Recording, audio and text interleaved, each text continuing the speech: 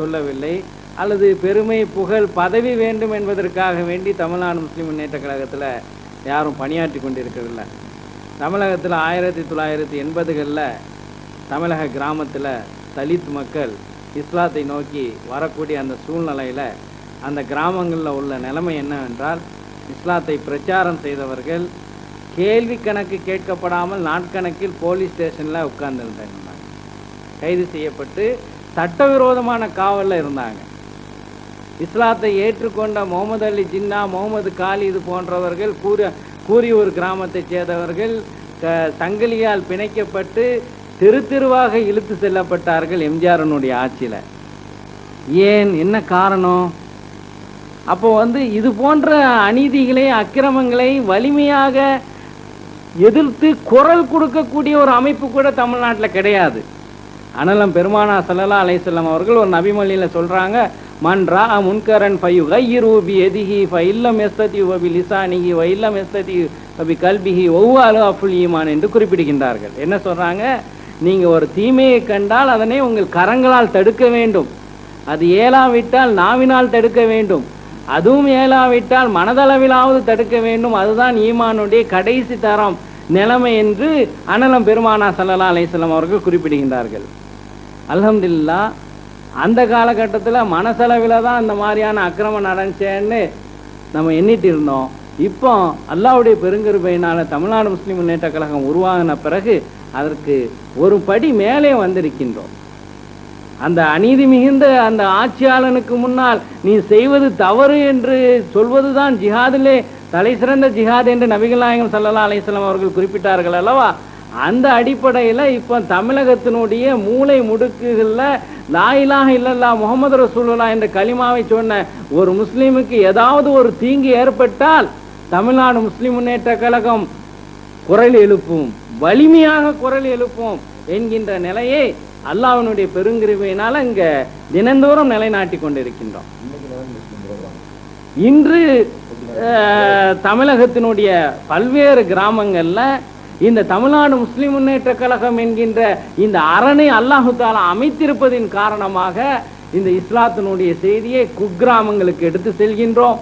மாநகரங்களில் மிக வெளிப்படையாக ஓப்பனாக லா இலாஹ இல்லல்லாஹ் முஹம்மது ரசூலுல்லாஹ் என்ற இந்த ஏகத்துவ பிரச்சாரத்தை நம்முடைய சகோதரர்கள் தமுமுகவிலும் செய்கின்றோம், முஸ்லிம் ட்ரஸ்ட்லையும் செய்கின்றோம், மற்ற முஸ்லிம் அமைப்புகளும் இன்று தைரியமாக நாங்களும் களப்பணியிலே தாவா செய்கின்றோம், அழைப்பு பணி செய்கின்றோம் என்றால் அதற்கு அல்லாஹ் தஆலா தமுமுக என்ற இந்த அரணை கொடுப்பதின் காரணமாக தான் அதை செய்ய முடிகின்றது.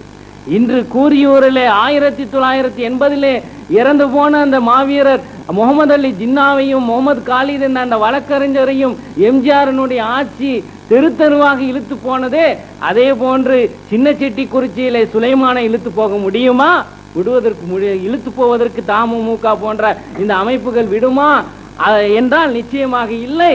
தமுமுகவுக்கு இந்த அரசாங்கம் அஞ்சி கொண்டிருக்கின்றது என்பதும் உண்மை என்பதை நாம் மறந்துவிட முடியாது. அது மாத்திரமல்ல சகோதரர்களே, நீண்ட கால திட்டம் உங்களுக்கு இருக்கின்றதா?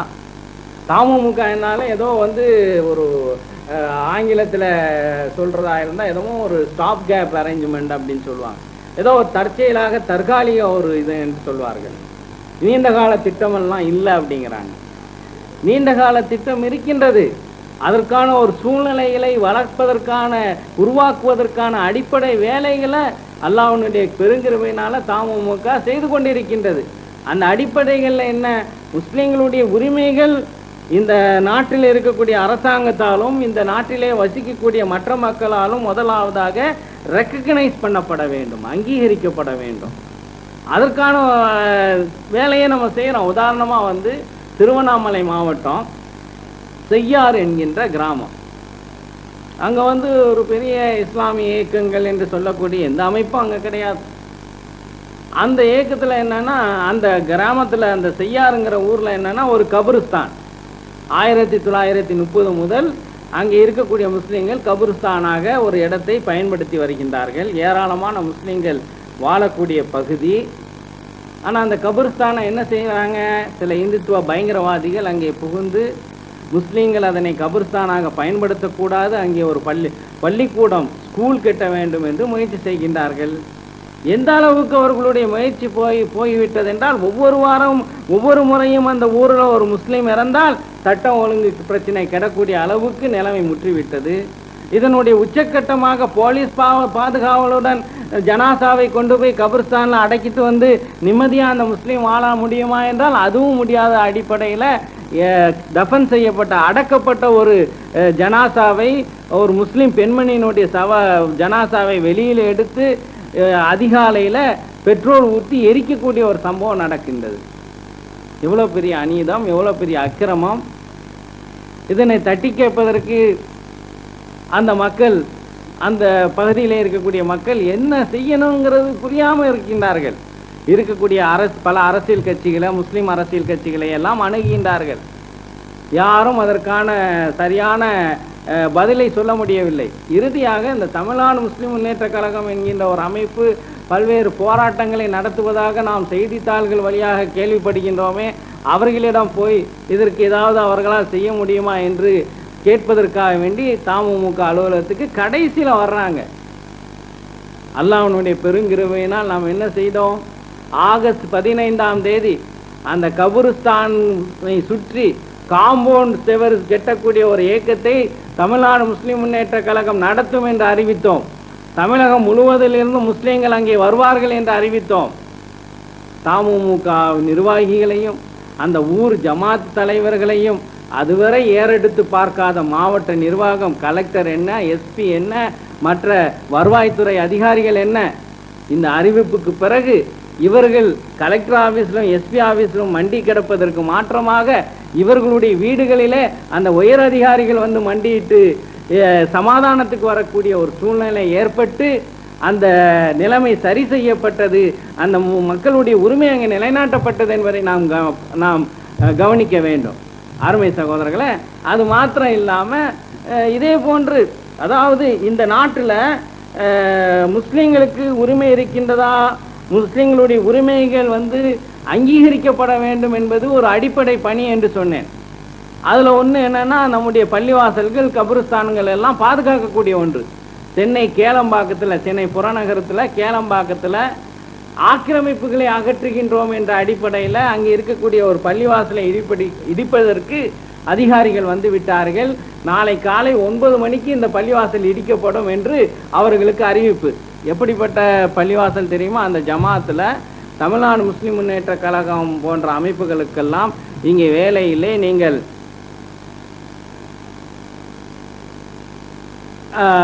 இங்கே வேலை இல்லை என்று அங்கே தமுமுகவினுடைய கிளை அமைக்கக்கூடாதுன்னு சொன்ன ஜமாத்து இரவு 11 மணி 11:30 மணி அளவில் இங்கே ஃபோன் வருது.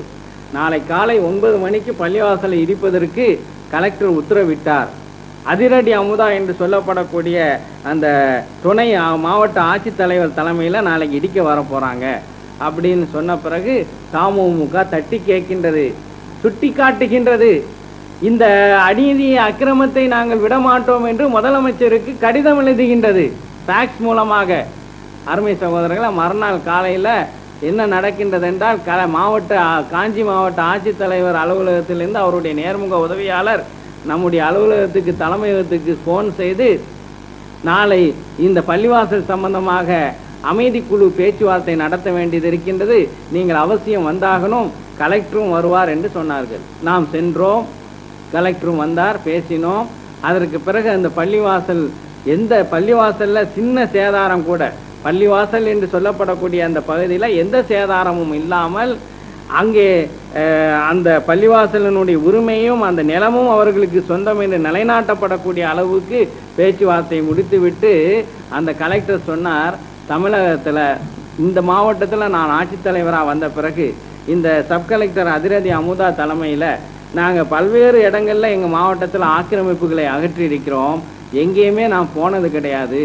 ஆனால் உங்களுடைய கடிதம் ஃபேக்ஸ் என்னையே இங்கே வரவழைக்க வைத்திருக்கின்றது என்று சொல்லக்கூடிய அளவுக்கு, அருமை சகோதரர்களே, தமிழ்நாடு முஸ்லீம் முன்னேற்ற கழகம் பெருமானா ஸல்லல்லாஹு அலைஹி வஸல்லம் அவர்கள் சொன்னார்கள் அல்லவா, தீமையை கண்டால் வாயினாலாவது நீங்கள் எதிர்க்க வேண்டும் என்று, அதனை நாம் செய்து கொண்டிருக்கின்றோம். அது மாத்திரம் இல்லாமல் தேவானஹள்ளின்னு ஒரு ஊர். இந்த ஊர் பேரே நீங்கள் கேள்விப்பட்டுக்க மாட்டீங்க. எங்கேயோ கர்நாடக மாநிலத்தில் இருக்குன்னு நினைக்காதீங்க. நம்ம தமிழ்நாட்டில் தான் இருக்குது, தருமபுரி மாவட்டத்தில் தான் இருக்குது. அங்கேயும் இஸ்லாத்தை நிலைநாட்டுவதாக சொல்லிக்கொள்ளக்கூடியவர்கள் எல்லாம் போகாத ஒரு குக்கிராமம் பகுதி. அந்த பகுதியில் முஸ்லீம்களுக்கு சொந்தமான ஒரு பள்ளிவாசல் இருக்கின்றது, ஜமாத் இருக்கின்றது, முழுமையான முஸ்லீம் ஊர். அந்த முஸ்லீம் ஊரிலிருந்து கால்வாய் தண்ணி வெளியே வருகின்றது. வெளியே வந்து ஒரு இடத்துல வந்து சேருகின்றது. அந்த இடமும் என்னவென்றால் முஸ்லீம்கள் பெருநாளைக்காக வேண்டி ஈத்கா மைதானமாக பயன்படுத்தக்கூடிய பகுதி. அதற்கு அடுத்தாற் போன்று அந்த நிலம் வழியாக அந்த தண்ணீர் மற்றொரு கிராமத்தின் பகுதியிலே சென்று போய் ஒரு ஓடையிலே சேருகின்றது. இந்த மற்ற ஒரு கிராமம் என்று சொல்கின்றன, அதை முழுக்க முஸ்லீம் அல்லாதார்கள் வசிக்கக்கூடிய ஒரு கிராமம். அந்த கிராமத்தை சேர்ந்த சில ஆர்எஸ்எஸ்காரர்கள் என்ன செய்கின்றார்கள், இரவோடு இரவாக கும்பலாக வந்து இந்த தேவனஹள்ளி என்ற அந்த முஸ்லீம் கிராமத்திலிருந்து சாக்கடை தண்ணீர் ஒன்றாக சேர்ந்து ஒரு இடத்துல அந்த ஈத்கா பகுதியில் ஒன்று சேர்கின்றது அல்லவா, அங்கே போய் முழுமையாக ஒரு 100-200 பேர் சேர்ந்து இரவோடு இரவாக மணலை போட்டு அந்த கம்ப்ளீட்டாக அந்த கிடங்கை வந்து நிரப்பி விடுகின்றார்கள். இதன் காரணமாக தேவனஹள்ளி முழுவதும் வந்து சாக்கடை தண்ணீர் ஓடக்கூடிய ஒரு சூழ்நிலை. இந்துக்களுக்கும் முஸ்லீம்களுக்கு இடையில் மோதல் வளர்க்கக்கூடிய ஒரு சூழ்நிலை. தேவனஹள்ளிங்கிறது ஏதோ நம்ம மேலப்பாளையம் போன்று, அது காயல்பட்டினம் போன்று ஒரு பகுதி என்று நினைக்காதீர்கள். மிக ஏழ்மையான முஸ்லீம்கள் வாழக்கூடிய ஊர். அந்த பகுதியில் அது ஒன்று தான் முஸ்லீம் ஊர். சுற்றி இருக்கக்கூடியவர்கள் வன்னிய சமுதாயத்தை சேர்ந்தவர்கள். எதிராக முஸ்லீம்களுக்கு எதிராக இப்போது தூண்டப்பட்டு வரக்கூடிய ஒரு சூழ்நிலையில் வாழ்ந்து கொண்டு இருக்கக்கூடியவர்கள். அந்த ஊரை சேர்ந்த ஒரு பேராசிரியர் நம்மிடம் புகார் தெரிவிக்கின்றார். இந்த பிரச்சனையை எடுத்து சொல்றாரு. எங்கள் ஊர் பையங்களும் வீரமானவர்கள் தான், ஆனால் நாங்கள் திருப்பி அடித்தா அவங்க எங்களை திருப்பி அடிச்சுட்டாங்கன்னா நாங்கள் சுற்றி வளைக்கப்பட்டு அழிக்கப்படுவோம். எனவே இந்த பிரச்சனையை தமிழ்நாடு முஸ்லீம் முன்னேற்ற கழகம் தீர்த்து வைக்க வேண்டும் என்று சொல்கின்றார். உரிய முறையில் தமிழ்நாடு முஸ்லீம் முன்னேற்ற கழகத்தினுடைய பொதுச் செயலாளர் அதிகாரிகளிடம் இந்த பிரச்சனை எடுத்து சொல்கிறாங்க. 24 மணி நேரத்துக்குள்ளே அந்த பிரச்சனை தீர்க்கின்றது. இப்போ நான் என்ன கேட்க வருகிறேன்னா, தமிழ்நாடு முஸ்லீம் முன்னேற்ற கழகத்தினுடைய போராட்டத்தினால் எந்த விதமான பலனும் இல்லை. நாம் நடத்தக்கூடிய விஷயங்கள் எல்லாம் வெறுமனே பப்ளிசிட்டிக்காக செய்யப்படுகின்றது என்று ஏளனம் பேசக்கூடிய சகோதரர்கள்ட்ட நம்ம திரும்பி கேட்கக்கூடிய கேள்வி என்னவென்றால், இது எல்லாம் எதில் சேர்க்கிறதுங்கிற கேள்வி தான். இது மாதிரி அடிக்கிட்டே போகலாம். பாபரி மசூதியை உங்களால் மீட்க முடியுமான்னு கேட்குறாங்க.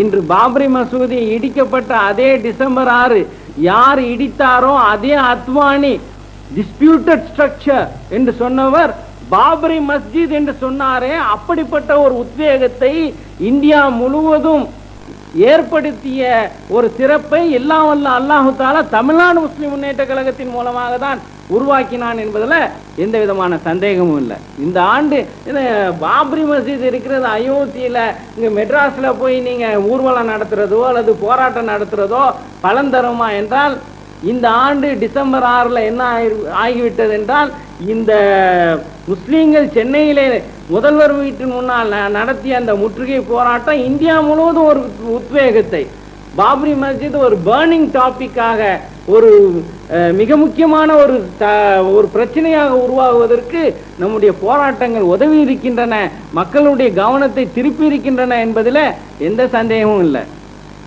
இன்னொன்னையும் சொல்ல விரும்புகிறேன். இதுவரைக்கும் தமிழ்நாட்டில் எத்தனையோ முதலமைச்சர்கள் இருந்திருக்காங்க. தமிழ்நாட்டில் முஸ்லீம்களுக்கு எத்தனையோ பிரச்சனைகள் இருந்திருக்கின்றது. முஸ்லீம் அரசியல் கட்சிகளும் அரசியல் சாராத அமைப்புகளும் இருந்திருக்கின்றன. இந்த அரசியல் கட்சிகள் அரசியல் சாராத அமைப்புகளினுடைய தலைவர்கள் ஆட்சியாளர்களுக்கு நெருக்கமாகவும் இருந்திருக்கின்றார்கள். ஆனால் இன்று எங்க பார்த்தாலும் முஸ்லீம்களுக்கு இடஒதுக்கீடு வேண்டும், எங்க பார்த்தாலும் முஸ்லீம்களுக்கு வேலை வாய்ப்பில் புறக்கணிக்கப்படுகிறார்கள், எங்கே பார்த்தாலும் முஸ்லீம்களுடைய உரிமைகள் நசுக்கப்படுகின்றது என்பது தி டாபிக் ஆஃப் தி டே என்று ஆங்கிலத்திலே சொல்வாங்க. விவாதத்திற்குரிய ஒரு பிரச்சனையாக இன்று மாறி இருக்கின்றது என்றால் அது அல்லாஹ்வுடைய பெருங்கிருபையினால் தமிழ்நாடு முஸ்லிம் முன்னேற்ற கழகத்தினுடைய வரவுக்கு பிறகுதானே. நான் இத்தனை IAS அதிகாரிகளை வைத்திருக்கின்றேன், நான் முஸ்லீம்களுக்கு இன்ன சலுகைகளை கொடுத்திருக்கின்றேன் என்று ஒரு தினசரியினுடைய முழு பக்கத்தையும் அடைக்கக்கூடிய அளவுக்கு ஒரு மாநிலத்தினுடைய முதல்வர், எந்த அமைப்பை தீவிரவாத அமைப்பு என்று சொன்னாரோ, எந்த அமைப்பை பயங்கரவாத அமைப்பு என்று சொன்னாரோ, ஒரு தீவிரவாத கும்பல் என்னுடைய வீட்டுக்கு முன்னால் மறியல் செய்ய வருவதற்கு என்று வரப்போகின்றது என்று எந்த சட்டசபையில சொன்னாரோ, அதே முதலமைச்சர் தமுமுக கேட்கக்கூடிய கேள்விகளுக்கு சரியான முறையில் பதில் சொல்ல முடியாமல் தத்தளித்து ஒரு விளக்கத்தை அளிக்கின்றார் என்று சொல்லக்கூடிய அளவுக்கு இன்று தமிழ்நாட்டில் முஸ்லிம் சமுதாயம் ஒரு ரெகக்னைஸ்டு சொசைட்டியாக, ஒரு அங்கீகரிக்கப்பட்ட ஒரு சமுதாயமாக, ஆட்சியாளர்களால் புறக்கணிக்கப்பட முடியாத ஒரு சமுதாயமாக உருவாக்கி இருக்கின்றது என்றால் அது தமிழ்நாடு முஸ்லிம் முன்னேற்ற கழகத்தினுடைய அல்லாஹ்வினுடைய பெருங்கிருபையினால், அல்லாஹ்வுடைய அருள் என்று சொல்கின்றேன் அல்லவா. இந்த கழகம் முடிஞ்சு போச்சு. எப்ப இருந்து பேசுறாங்கன்னா 1995 டிசம்பர்ல இருந்து பேசுறாங்க. ஏனென்றால் அப்போது பந்தை ஒரு கடை அடைப்பை நடத்தினோம், மதுரையில பஸ் கொளுத்தப்பட்டுச்சு, இதோட முடிஞ்சிச்சு, மூடு விழா நடத்தியாச்சு அப்படின்னு பேசினாங்க. ஆனா அல்லாஹு தாலா இந்த கழகத்துக்கு உயிரூட்டினான். 1996 அமைப்பாளர் அவர்கள் உத்தமபாளையத்தில் ஒரு பொதுக்கூட்டத்தில் பேசும்போது அங்கே ஒரு கொலை நடந்து விட்டது. அதற்கு பிறகு முதலமைச்சர் முதலாக தமுமுகவை பற்றி ஒரு பயங்கரவாத, ஒரு தீவிர மதவாத அமைப்பு என்ற ஒரு புதிய வார்த்தை பிரயோகத்தையே தமுமுகவுக்காக தான் பயன்படுத்துறாரு. அதோட முடிஞ்சு போயிடுச்சுன்னு எல்லாரும் கதையை எழுதினாங்க. ஆனா அல்லாஹு தாலா உயிர்ப்பித்து காட்டினான். 1997 கோவை சம்பவங்கள் நடந்து முடிந்த பிறகும் இந்த கழகத்தினுடைய அத்தியாயம் முடிந்து விட்டது என்று கதை கட்டினார்கள். ஆனால் அவர்களும் சதி செய்கின்றார்கள், நாமளும் சதி செய்கின்றோம் என்று அல்லாஹு தாலா திருக்குறான்ல சொல்றானா. அந்த அடிப்படையில் 97 வரலாறு காணாத அளவுக்கு சென்னையே ஸ்தம்பிக்கக்கூடிய அளவுக்கு ஊர்வலம் பேரணி செல்வதற்கு தமுமுகவுக்கு அனுமதி இல்லை என்று எந்த காவல்துறை ஆணையாளர் சொன்னாரோ, அதே ஆணையாளர் பஸ் ரீதியாக சென்னை முழுவதும் தமுமுகவினரை பேரணியாக அழைத்து சென்றார் என்பதை அல்லாஹு தாலா மெய்ப்பித்து காட்டினான். இது அல்லாஹ்வுடைய அருள் என்று வேற என்ன. சரி, அது போகட்டும். 98 பயங்கரமான ஒரு எமர்ஜென்சி, ஒரு அவசர கால நிலை முஸ்லிம்களுக்கு எதிராக, தமுமுகவுக்கு எதிராக பிரகடனம் செய்யப்பட்டது. எந்த அளவுக்கு என்றால் இந்த தலைமை அலுவலகத்தில் 15 நாட்களாக செயல்பட முடியாத அளவுக்கு காவல்துறை டிஜிபி சர்மா அவர்கள் ஒரு 10 பேர் 15 பேர் முதல்வர் வீட்டுக்கு முன்னாடி மறியல் செய்வதற்கு வருவாங்க, அவங்கள பிடிச்சிருவோம், மற்ற எல்லா பாதையும் நாங்கள் சீல் பண்ணிட்டோம் அப்படின்னு சொன்ன அளவுக்கு நிலைமை போச்சு. ஆனா என்ன ஆகியது?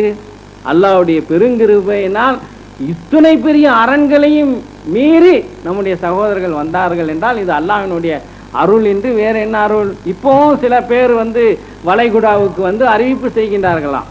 என்ன அறிவிப்பு? இது இட்ஸ் டெம்பரரி பினாமினன், அதாவது இது ஒரு தற்செயல, தமுமுக என்பது ஒரு தற்காலிகமான ஒரு நடைமுறை, இதுக்கு எதிர்காலம் கிடையாது, முடிந்துவிடும் என்று ஆருடன் சொல்லி இருக்கின்றார்களாம். முடிவடைகின்றதோ அல்லது இந்த கழகம் முடிவடைகின்றதோ அல்லது தொடர்கின்றதோ என்பதெல்லாம் அல்லாஹு தாலா என்ன நாடி இருக்கின்றானோ அதுதான் நடக்கும். அல்லாஹு தாலா நாடினால் இது நிச்சயமாக தொடர்ந்து அல்லாஹ்வுடைய தீனை இந்த நாட்டிலே நிலைநாட்டக்கூடிய அந்த இலக்கை நோக்கி அதற்கான தயாரிப்புல நிச்சயமாக தொடர்ந்து செயல்படும். எனவே பகட்டு வார்த்தைகளை பேசி கற்பனை கோட்டைகளை கெட்டி வழியெடுக்கக்கூடிய அந்த வழியெடுக்கக்கூடியவர்களுடைய மாய வலையில சகோதரர்கள் சிக்கி தவிக்க கூடாது என்பதை நான் மிக அன்புடன் நேசத்துடன் தெரிவித்துக் கொள்ள விரும்பும் போது, அலி அக்பர் அவர்களுடைய கேள்விகளுக்கெல்லாம் நாம் விளக்கம் கொடுத்திருந்தோம். அது இல்லாமல் வந்த கடிதங்களை பார்க்கும்போது இன்னும் சில கேள்விகளை சகோதரர்கள் கேட்குறாங்க. அதுலேயும் குறிப்பாக நிறைய பேருக்கு நிறைய பேர் அல்ல, ஒரு சிலர் ஒரு செய்தியை குறிப்பாக வளைகுடாவில் பரப்பிட்டு வர்றாங்க. அது என்ன செய்தின்னா, தமிழ்நாடு முஸ்லிம் முன்னேற்ற கழகத்தினுடைய தலைமை நிர்வாகிகளுக்கு மத்தியிலேயே கருத்து வேறுபாடுகள் பலமாக ஏற்பட்டு கோஷ்டிகளாக செயல்பட்டு வருவதாக செய்திகள் பரப்பப்பட்டு வருகின்றது. இந்த மாதிரியான ஒரு சந்தேகத்திற்கும் விளக்கம் அளிப்பது நம்முடைய கடமையாக இருக்குங்கிறதுனால அந்த விளக்கத்தை வந்து நீங்கள் அளிக்கணும்னு கேட்டுக்கொள்கிறேன்.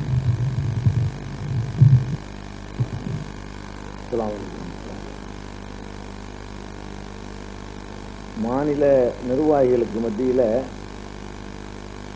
கருத்து வேறுபாடுகளும் கோஷ்டியும் மனப்பான்மையும் இருக்குதுங்கிற அந்த குற்றச்சாட்டுக்கு இந்த வீடியோ நாடாவே பதில் சொல்லும். என்னட்டா இதில் எல்லா நிர்வாகிகளுமே ஒன்றாக அமர்ந்து தான் இந்த விளக்கத்தையே நம்ம தர்றோம். அதுபோக இந்த சந்தேகத்தை கிளப்பக்கூடியவர்கள் உண்மையிலேயே வந்து நம்ம கழகத்தோட தொடர்பு உள்ளவங்க தான். பெரும்பாலும் இந்த சந்தேகத்தை யார் கிளப்புறாங்கன்னு கேட்டால் நம்ம கழகத்தோட தொடர்பு உள்ள சகோதரர்கள், அங்கத்தினராக இருக்கக்கூடியவர்கள் தான் இதை கிளப்புறாங்க. முதல்ல ஒரு செய்தியை நம்ம புரிந்து கொள்ளணும். தமிழ்நாடு முஸ்லீம் முன்னேற்ற கழகம் என்பது ஒரு அமீர்னு ஒருவரை ஏற்பாடு செய்து அவர் என்ன சொன்னாலும் அவருடைய கருத்துக்கு எதிர்கருத்து சொல்லாமல், அவருடைய கருத்தை மறுபரிசீலனை செய்யாமல் அப்படியே ஏற்றுக்கிறணும் என்று சொல்லக்கூடிய அமைப்பில் இந்த கழகம் இயங்கலை. சரி, எப்படி இயங்குதுன்னு கேட்டால் கீழே இருந்து மேலே வரைக்கும் எல்லா மட்டத்திலையும் எந்த ஒரு பிரச்சனையையும் எல்லாரும் கூடி கலந்துரையாடல், விவாதம், காரசாரமான வாக்குவாதம் இவைகள்லாம் செய்து அதுக்கு பிறகு ஒரு கருத்துக்கு வருவோம். இப்படி நிர்வாக மட்டத்திலையும் சரி கீழையும் சரி இந்த மாதிரியான வாத பிரதிவாதங்கள் நடக்கும் பொழுது சில நேரங்களில் வெளியிலேருந்து யாராவது வந்து பார்த்தாங்கன்னா சண்டை போட்டுக்கிற மாதிரி ஒரு தோற்றம் கூட அளிக்கும். அந்த மாதிரியெல்லாம் கூட காரசாரமான விவாதங்கள் நடக்கும். மனிதர்கள்னு சொன்னால் 2 கருத்து 3 கருத்துலாம் இருந்தால் தான் அவன் மனுஷன். எல்லாரும் ஒருத்தர் சொல்றதை எல்லாரும் கேட்டுக்கிட்டா அதுக்கு பேர் பகுத்தறிவும் இல்லை, அது மனுஷன் கிடையாது. அந்த அடிப்படையில் மனித இயல்புக்கு ஏற்றவாறு இந்த விவாதங்கள், காரசாரமான வாக்குவாதங்கள், கருத்து மோதல்கள் எல்லாம் நிர்வாக குழுவில், செயற்குழுவில், பொதுக்குழுவில் எல்லாத்துலேயும் நடக்கும். அந்த மாதிரி இது ஏன் இந்த கருத்து வந்துச்சுங்கிறதுக்கா அது சொல்ல வேண்டியிருக்கு. அந்த மாதிரி ஒரு தேர்தலில் போட்டியிடுவதா வேண்டாமா அப்படிங்கிற ஒரு கருத்து சர்ச்சை வரும் பொழுது அது சம்பந்தமாக ஒரு பொதுக்குழுவில் நம்ம விவாதத்தை மக்கள்கிட்ட கருத்து கேட்டோம். பலரும் பலவிதமான கருத்துக்களை சொன்னாங்க. அதில் வந்து நம்ம ஏற்கனவே